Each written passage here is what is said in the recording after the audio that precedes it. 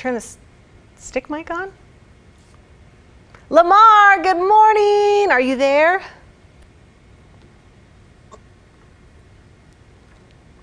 Hello, hello?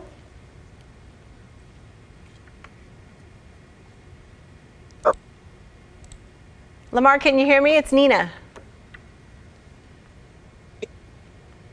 Hello, can you hear me? Yes, can you hear me? Oh, I hear you better now. Yeah, it was kind of going in and out.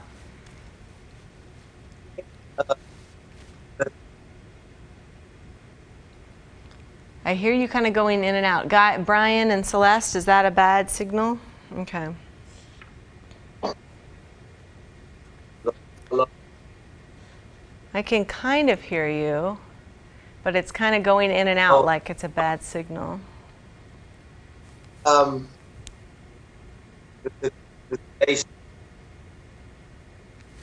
Are you in your basement or something? Is that what he said? hello, hello. That's better. That's better. I'm not sure why. I would have no idea why. Hello. Okay.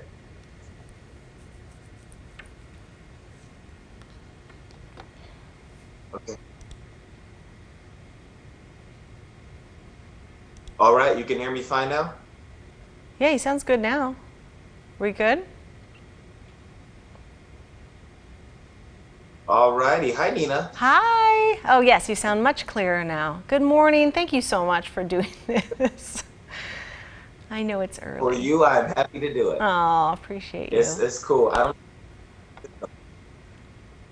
All right, This is early, but it's I know. Hopefully you just have like PJ pants on. You can go back to bed after this. I'm ready when you guys are, so if you want to start, let's do it.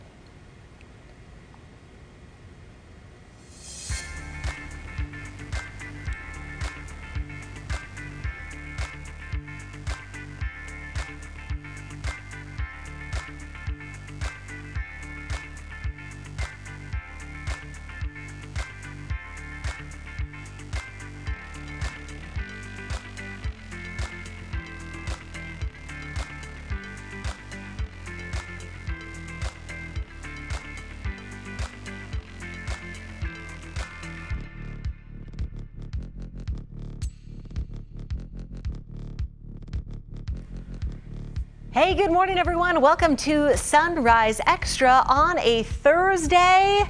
It is a good sports day, you could call it. It's the NFL draft going digital. It is also the 1-year anniversary of Damian Lillard hitting a huge playoff series changing 3-point shot against OKC last year. And you see this special guest that we have? Not Drew, the next one. Yes. Lamar Hurd from the Blazers, TV analyst Lamar Hurd, waking up early with us. Good morning. Good morning. This is a real Sunrise Extra. You guys get up this early every morning? I know, we love it. Thank you so much. I emailed him like late yesterday and was like, hey, will you please get up early with us? And so we don't have to talk about coronavirus and we can talk about some fun stuff, how you are holding up. So we were kind of reminiscing, Drew and I, today about, where we were and what it was like watching that moment against Oklahoma City in the final game. And Dame hits that 3 and then does the wave bye-bye. What was it like for you? I mean, you were sitting just feet away calling this game. Kind of take us through that day. Well, how much time do I have to do that? Because long time. There was a lot of stuff going on. So it started off with, if you guys will remember, in that game, in the fourth quarter, OKC was playing really well. And OKC was a team last season that whenever they're making jump shots from the outside, they typically won because they weren't a perimeter shooting team. And Paul George is playing like an MVP throughout a lot of the season. And then he started doing that in that playoff series, especially late in that game 5. He was awesome. So there were points in the fourth quarter where they're up 13, 14, 15 points. And it's creeping in the back of my mind. And I know a lot of other people and a lot of my coworkers that, we might be making a trip back to Oklahoma City soon. And which would have been fine because the Blazers would have still had home court advantage and had a chance to win the series at home if need be. But I remember with about 4 minutes or so left, we heard these rumblings going on in the arena, and we weren't really sure what was going on. And then my producer in my ear says, "Nurk is here." All right. And I thought he said something. That's right. Because Nurk wasn't supposed to be there. And so when he said it, I was like, man, I'm tripping out. I got to focus. I'm hearing stuff about Nurk. What's wrong? And then I look over there and I see him standing there, and it was like a bit of an out-of-body experience, I guess. If that's the closest way I can explain it, because I did not think that I would see him. And we get the inside scoop on a lot of things. Mm-hmm. So when something like that is going to happen, usually we know. The crowd might not know, but we know Nurk might pop up. He's in the back, whatever. But nobody knew. And when that happened, I was like, I kind of got like chills, because it was like, first of all, how are you standing up and walking? You just broke your leg a couple months ago. So I don't even know how you're doing that. And the Blazers just start inching closer and closer. Like, everybody remembers Damian's shot, but do you guys remember in that game, like, Mo Harkless could not make a free throw at all? And then late in the fourth quarter, he starts making every free throw, and you have to, because time is running out. And then CJ makes 3 huge shots, like back to back to back. Yes. Every shot was so important. And so Drew and Nina, as we got to the last possession where OKC had the ball and Westbrook had it, like, if Westbrook makes that drive, that layup, they probably win that game.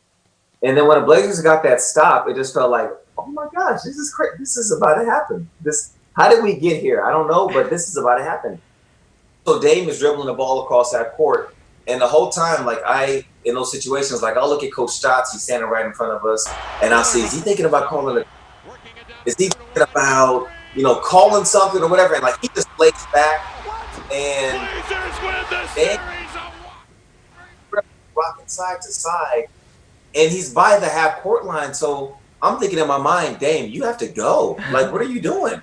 And if you look on the video, you can even see CJ on the right side corner. CJ, like a right hand. He's like, go.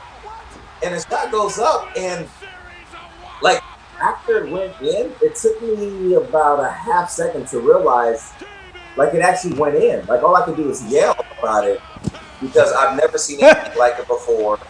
And for somebody to decide to do that, and then the look he gives afterwards and the wave by, everything was perfect. Like, I didn't even see the look he gave that went viral. I didn't even see that till I got home that night, because that's from our cameras, and I wasn't watching our camera or our TV feed. I was standing up and looking out on the floor and just taking the whole thing in. It was the most ridiculous thing I've ever seen.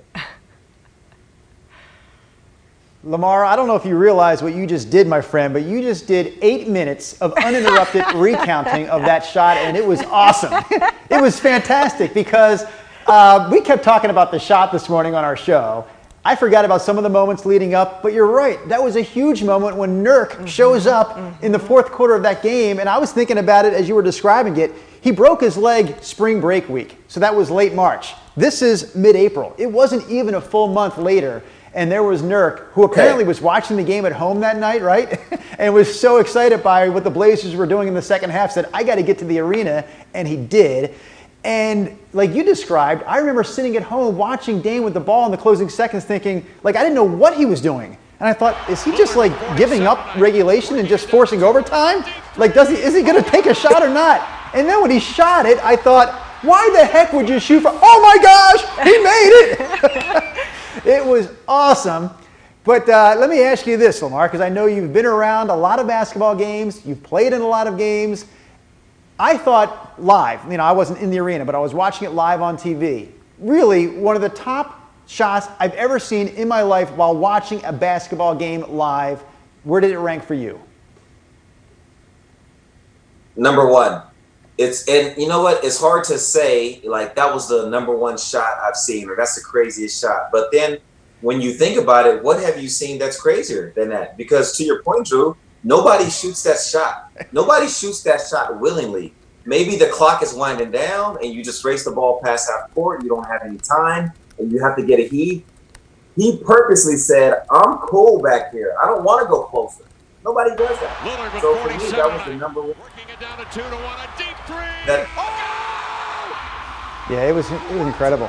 Blazers It was win incredible. the series. It was funny because, Nina, I remember telling my wife that night as we're watching it, and as the clock's winding down, I said, watch, when it gets to 4 seconds, he's going to go.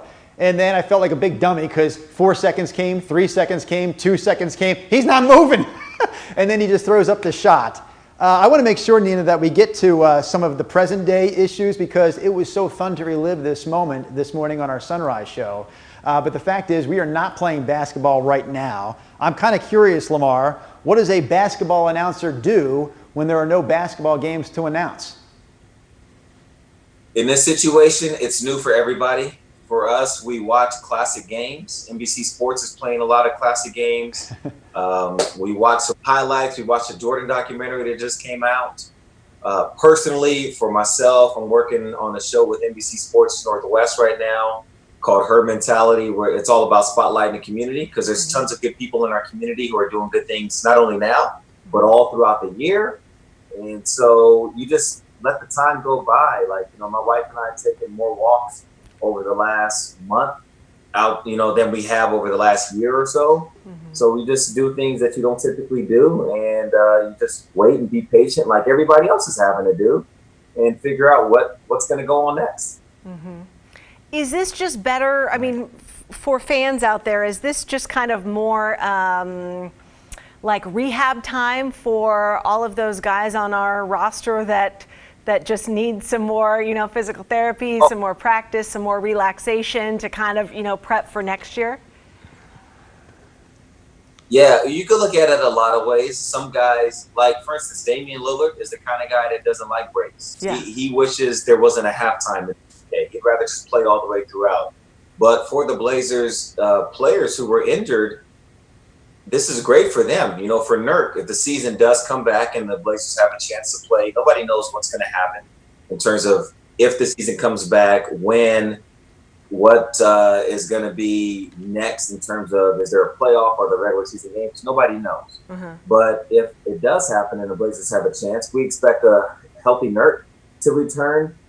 Zach Collins has stated that he would be ready when the NBA comes back. We don't know for sure. That isn't confirmed, but Zach sure feels confident in that. So yeah, the team will feel really healthy and ready to go. But it's so weird. Nobody knows. I know. They'll need several weeks to just get back in shape. NBA game shape is a different beast, and you don't do that sitting out the way that everybody's sitting out right now, and then just jump back in a week or two of training camp. You maybe need a little bit more time than that. I asked last night on Instagram if any of our viewers have any questions for you. So this is from Kelsey on Instagram. She says, what do you miss most about your job right now? The thing I miss most is just really being around basketball. I was a kid that loved basketball as much as anybody in the world. I would do anything for the game of basketball.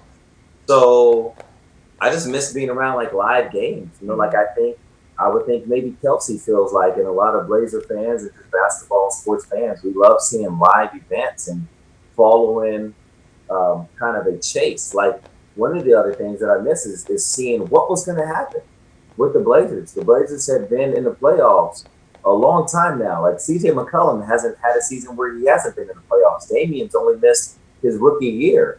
So even though the Blazers were in a bit of a hole, they were chasing that 8th seed. And so I just miss watching that chase and seeing how those guys respond.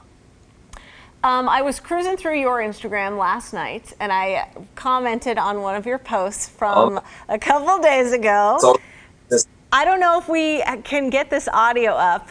Let me know, Producer Celeste, if we can. But I don't know if all of you all knew, but Lamar can spit some rhymes, as they say. I can hear it a little bit in the studio. I don't know if you guys, if it's going out over the show, though. Okay, shoot, we can't hear it. But I don't hear it. Peter Mazzocco on Instagram says, when are you releasing more dope hits? The streets need more L Heard. Lamar, I did not know you had these skills. We know, Dame does a 4-Bar Friday. He's obviously got a couple albums out there. Have you always had this rap talent?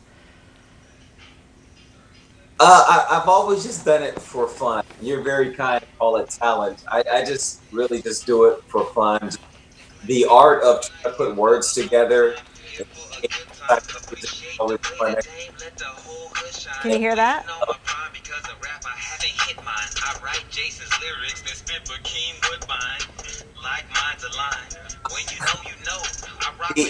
This is pretty good, Lamar.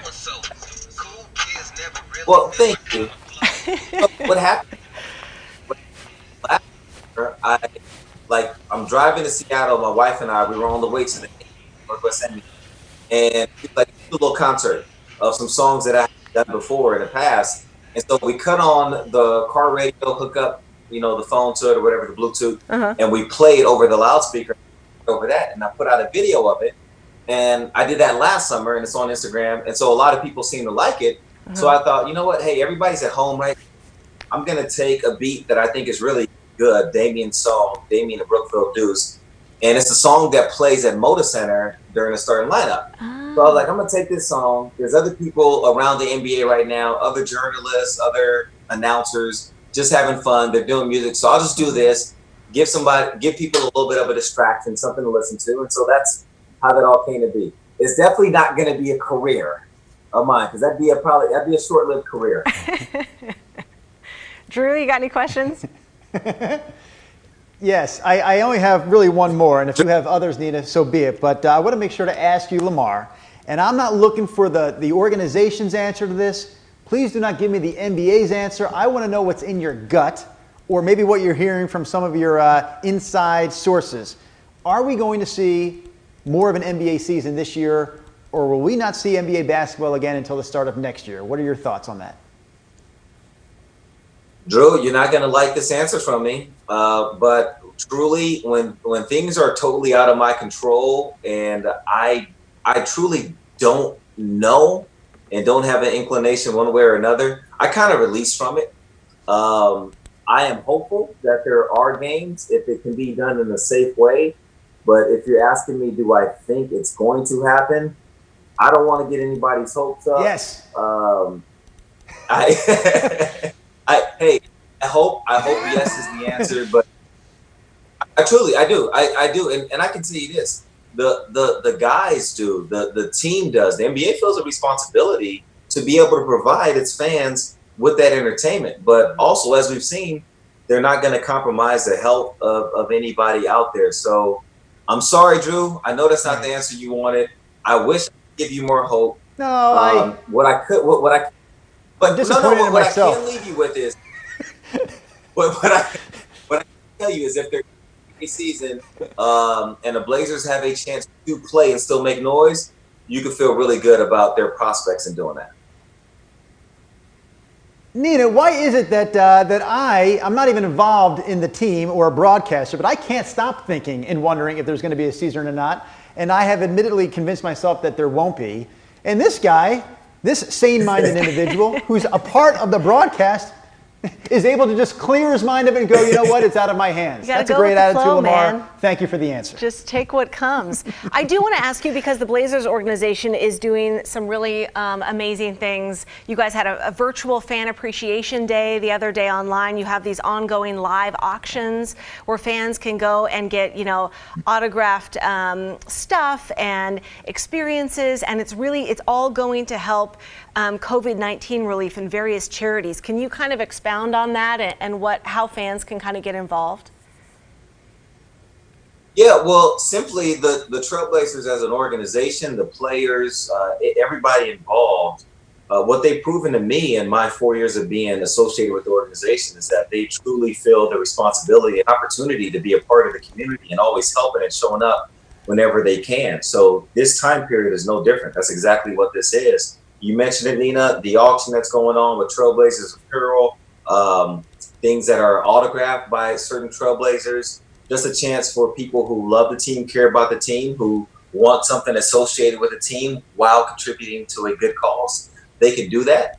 The Blazers community team, they are always actively looking for ways to be helpful. They provide resources. They put together a resource page for people who need to know, where can I go get some of the essential items, things as simple as just food and water, maybe school supplies for kids who are out of school right now, things like that. And then things beyond that. Just what are some things that as a community we can come together and be a part of right now? So there's also an opportunity for people to donate at trailblazers.com/donate to certain causes that will then go out and be redistributed to people within the community. So it's just really what the Trailblazers do, and I am really honored and proud to be a part of an organization that always steps in. Again, not only during the pandemic, which is when it's needed the most, but consistently all throughout the year, because there are people who are hurting all throughout the year, and we have to be there to be able to help them. Mm-hmm. And I love Deborah Lynn Boone's comment. She's watching us live on Facebook right now. She says, "This is really great. It's awesome to hear from Lamar, and keep up the good work," she says. So thank you so much, Deborah. I echo her sentiments. Thank you so much, buddy, for getting up early with Thank us. you, Lamar. He said 6:50 in the morning. Ugh. But yeah, we really appreciate it. Is that wrong? So I guess you're not a normal instead of Sunrise PM? viewer, Lamar? He watches after the fact online. I DV. Hey, Sure. days, Drew. You can rewatch it. He DVRs it. I love it. Lamar, thank you, you Lamar, so for doing much. that. We Yes. will see what happens. But yeah, if you are a big Blazer fan, check out their fan appreciation, their live auctions. You can really help out a lot of families in our local area by checking out some great gear and auction items there. Lamar Hurd with the Blazers. We will see you next time. Bye, you guys. We'll see you tomorrow on Sunrise Extra.